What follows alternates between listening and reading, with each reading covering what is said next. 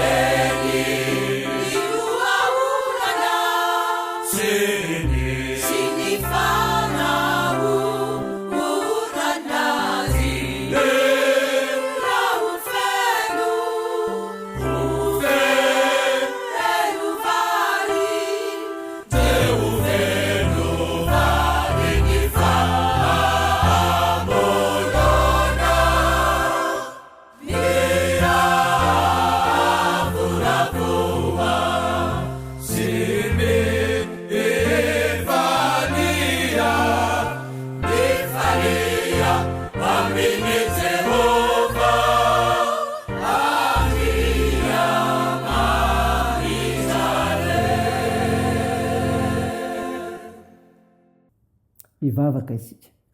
Ry Jehovah Tompoandriamanitra io, misaotranao zay fa noho ny fitiavanao dia velinaina soa. Midera sy mankalaza ary mivonahitra anao zay no famindramponao tsy takatry ny say. Tompo mamindrafo aminay ary mamela ny elikay ny amin'ny fahadisoana rehetra nataonay teo anatrehanao sasosaony io tanay. Dia asa aminay faranao masina amin'ny fandrenesana ny teninao, hiavoazana eo fanomponanao. Anaran'i Jesosy Kristy ny ivavahanay. Amen.